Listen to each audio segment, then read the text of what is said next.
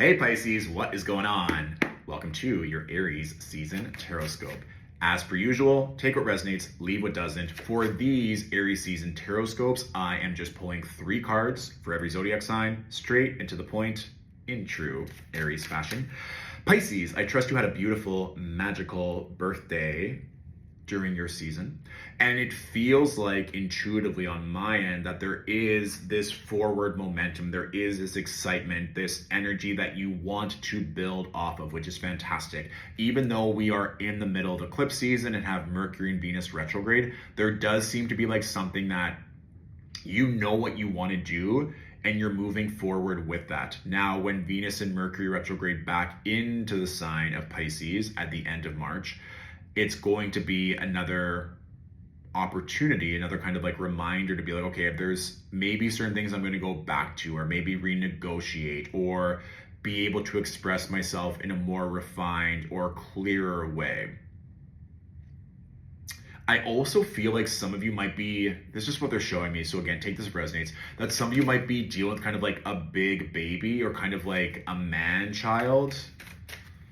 It seems like specifically like a masculine energy who's like unevolved, doesn't like have the emotional intellect that you need. So if there is someone, whether it be a friend, a lover, a colleague, superior, that maybe you're having a conversation being like, this is how I feel, your actions alarm me, or like, this is what's going on, I don't want to keep dealing with this older masculine energy who doesn't have an ounce or is not showing the emotional maturity that I need to feel safe.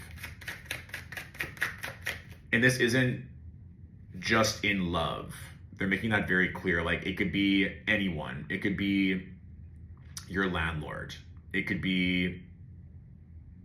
also be like a one-off too, where it's almost like a test on how you express yourself or how you advocate for yourself. Like, it could be someone who's extremely rude to you at the bus stop, at the cafe, whatever that is. And you're like, this is unacceptable. Like, I'm not just going to stand here and take this. And some of you might also be like advocating for someone else. Like, someone else is like being taken advantage of. And you're like, this person is a troll. I'm not going to allow this beautiful angel to be abused by a troll.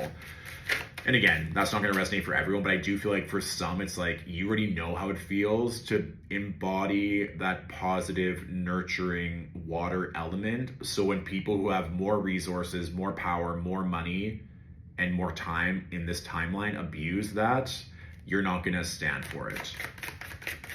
Yeah. They're also showing me the energy of a basketball, just like bouncing up and down. So this element of like play, having fun, that it's okay to put the work down, and the work not just being career or business, but the work in all phrases of the word, just go out and play and allow that play to be just as important. As I looked up, there was almost like, it looks like a piece of paper just flew by. And in my mind, especially with Mercury being retrograde and Mercury retrograding back into Pisces during Aries season, like there might be other offers or other contracts that like literally fly back to you. You're like, oh, I completely forgot about this, or I forgot that I applied to this scholarship, this grant, this job on LinkedIn, and now I have like another opportunity where it's like, oh, well, this person was acting a fool, and now I have this offer coming back that's kind of alluring.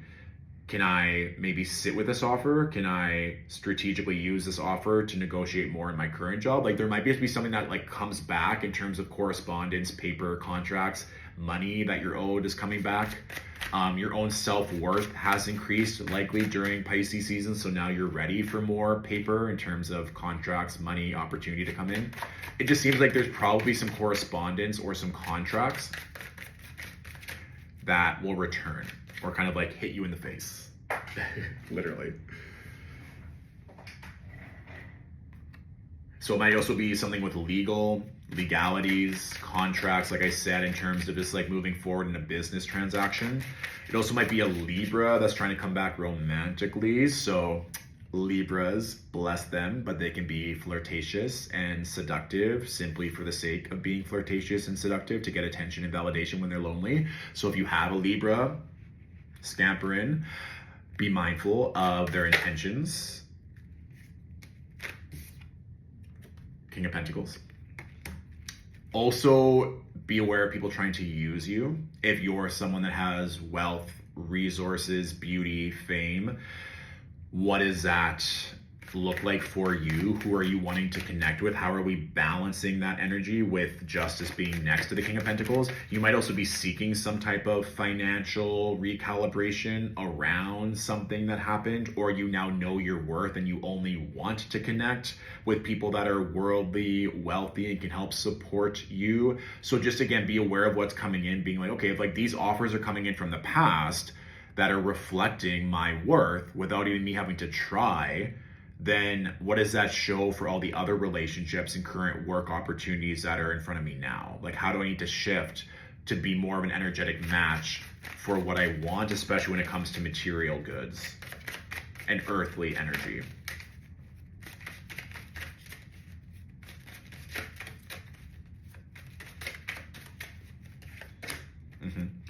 It really seems, especially with the Nine of Wands being the last card here, it's like know your worth, that you're not settling for anything less. And it can be tricky and challenging, especially with these eclipse energies at play, the retrogrades at play, where it's like you might submit a new offer or a counter offer when you're negotiating, and it really kind of like unnerves you. You're like, what if they say no? What if they think that that's way too expensive? But that almost seems to be what they're asking. It's like you're recalibrating your own self-worth, like all this yellow, all this gold, to stand firm in that, to know your worth, especially when it comes to love and relationships. Oh, that's interesting that the bottom card, there was even no card. So Pisces, this is a reading that you're meant to have.